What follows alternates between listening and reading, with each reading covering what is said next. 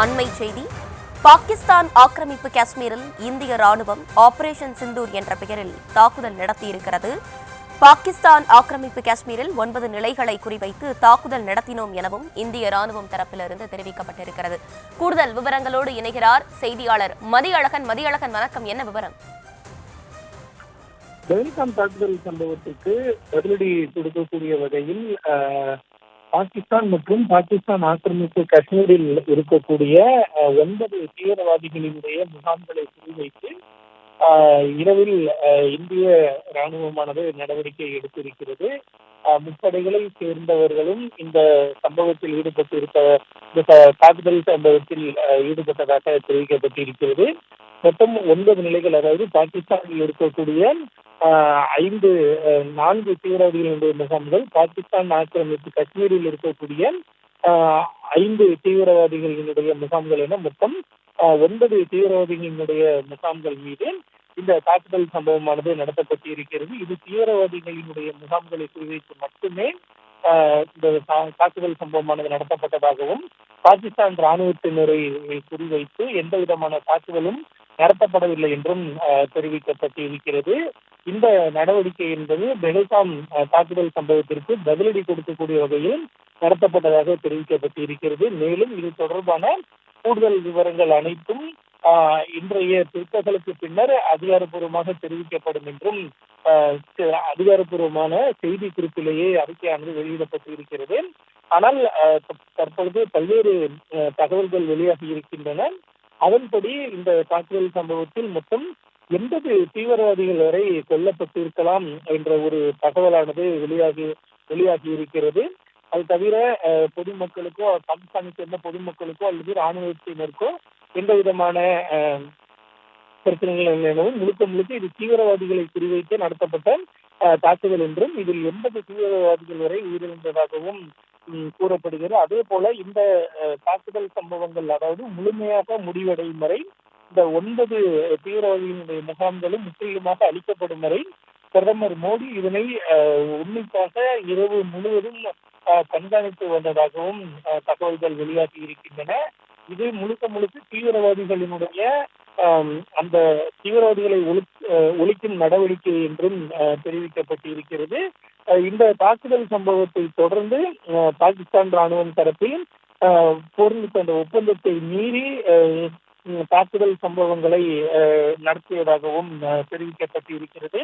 இந்த நிலையில் இந்த ஆபரேஷன் சிந்தூர் நடவடிக்கைக்கு உள்ளூர் காஷ்மீர் மக்கள் மிகுந்த வரவேற்பை தெரிவித்திருக்கிறார்கள். மேலும் ராணுவத்தினருக்கு ஆதரவாகவும் பல்வேறு கோஷங்களையும் அவர்கள் எழுப்பியிருக்கிறார்கள். இந்த நிலையில் இந்த தாக்குதல் சம்பவத்திற்கு பாகிஸ்தான் சார்பில் கண்டனம் தெரிவித்து அறிக்கையானது வெளியிடப்பட்டு இருக்கிறது. இது ஒரு ஊடுருவல் நடவடிக்கை என்றும், இது ஒரு போர்க்கால நடவடிக்கை என்றும் தெரிவிக்கப்பட்டு இருக்கிறது. குறிப்பாக இந்திய விமானப்படையினுடைய இந்த நடவடிக்கை என்பது ஒரு போர் போன்ற ஒரு சூழலை ஏற்படுத்தி இருப்பதாகவும், மேலும் பாகிஸ்தானினுடைய இறையாண்மையை மீறும் வகையில் இந்த தாக்குதலானது நடத்தப்பட்டிருப்பதாகவும் தெரிவிக்கப்பட்டு இருக்கிறது. மேலும் பாகிஸ்தானினுடைய பொதுமக்களை குறிவைத்து இந்த தாக்குதல் நடத்தப்பட்டிருப்பதாகவும் பாகிஸ்தான் ஒரு குற்றச்சாட்டை குறிப்பிட்டு இருக்கிறது. மேலும் பகல்பூர், முசஃபராபாத், ஆசாத் ஜம்மு, அதாவது அவர்கள் பாகிஸ்தான் குறிப்பிடும் பொழுது ஆசாத் ஜம்மு என்று குறிப்பிடுவார்கள். ஆனால் அது பாகிஸ்தான் ஆக்கிரமிப்பு காஷ்மீர் என்றே கருதப்பட்டு வருகிறது.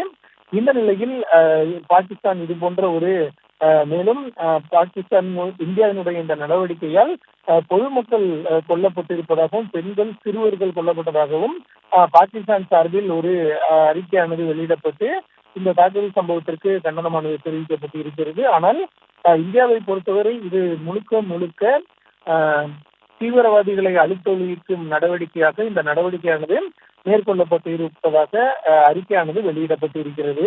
மேலும் இந்த தாக்குதல் சம்பவத்தை அடுத்து குறிப்பாக ஜம்மு காஷ்மீர், அமிர்தசர், லே, சண்டிகர், தரம்சாலா உள்ளிட்ட பல்வேறு நாட்டினுடைய வட மாநிலங்களில் விமான சேவையானது பாதிக்கப்பட்டு இருக்கிறது. இண்டிகோ, ஸ்பைஸ்ஜெட் உள்ளிட்ட நிறுவனங்கள் தங்களது விமான சேவையில் மாற்றம் இருக்கும் என்று அறிவிக்கப்பட்டு இருக்கிறது. அது மட்டுமல்லாமல் இன்றைய தினம் அந்த போர் ஒத்திகையும் நடைபெற இருக்கக்கூடிய சூழலில் ஸ்ரீநகர், ஜம்மு, அமிர்த்சர் உள்ளிட்ட அந்த பகுதிகளில் விமான சேவையில் மாற்றம் இருக்கும் என்றும் பாதிக்கப்படும் என்றும் விமான நிறுவனங்கள் சார்பில் அறிவிப்பானது வெளியிடப்பட்டிருக்கிறது.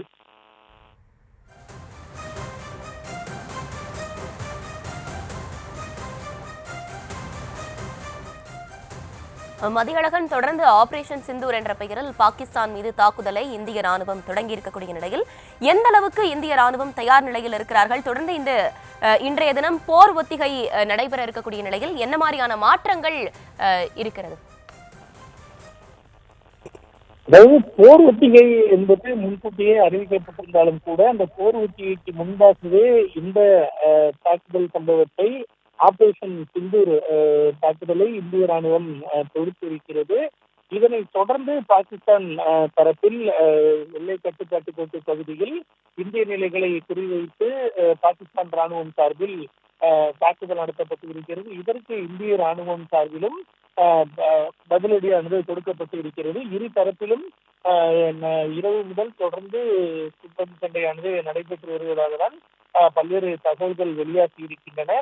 இந்த நிலையில் இந்த சம்பவத்திற்கு பாகிஸ்தானும் கண்டனம் தெரிவித்திருக்கக்கூடிய நிலையில் ஒருவேளை இந்த சம்பவத்திற்கு பதிலடி கொடுக்கக்கூடிய வகையில் பாகிஸ்தானிடமும் நடவடிக்கைகளை மேற்கொள்ளும் பட்சத்தில் அதனை எப்படி எதிர்கொள்ள வேண்டும் என்பது தொடர்பாக தான் இந்த பாதுகாப்பு ஒத்திகையானது நடைபெறும் என அறிவிக்கப்பட்டிருந்தது.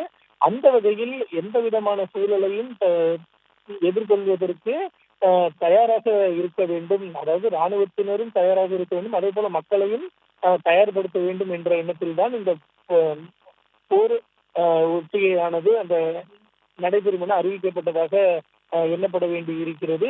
எனவே இந்த முப்படைகளும் தயாராக இருக்கிறது. ஏற்கனவே அனைத்து முப்படைகளும் தயாராக இருக்க வேண்டும் என்று ஏற்கனவே ராணுவம் சார்பில் அறிவிப்பானது வெளியிடப்பட்டிருந்தது. அந்த வகையில் விமானப்படை, அனைத்து ராணுவப்படை என அனைத்து படைகளும் தயாராக இருக்க வேண்டும் என அறிவிக்கப்பட்டிருந்தது. ஏற்கனவே தற்பொழுது இந்த தாக்குதல் சம்பவம் நடத்தப்பட்டிருப்பதன் காரணமாக பாகிஸ்தான் பதிலடி கொடுக்கும் பட்சத்தில் அதற்கும் தக்க பதிலடி கொடுப்பதற்கு இந்திய ராணுவம் தயாராக இருப்பதாக தெரிவிக்கப்பட்டிருக்கிறது. மேலும் இந்த தாக்குதல் சம்பவத்தை தொடர்ந்து பதற்றமானது மேலும் அதிகரித்திருக்கக்கூடிய சூழலில் இந்த இரு நாடுகளுக்கு இடையேயான இந்த நிலவரம் குறித்த அந்த கள நிலவரத்தை உன்னிப்பாக கவனித்து வருவதாக இந்தியாவிற்கான அமெரிக்க தூதர் அறிக்கை வெளியிட்டு இருக்கிறார். இந்த விவகாரத்தில் அமெரிக்க அதிபர் ட்ரம்ப் கூறியபடி இந்த விவகாரம் சுமூகமாக முடிய வேண்டும் என்று ஆசைப்படுவதாகவும் அவர் குறிப்பிட்டிருக்கிறார். விவரங்களை வழங்கியமைக்கு நன்றி மதியழகன்.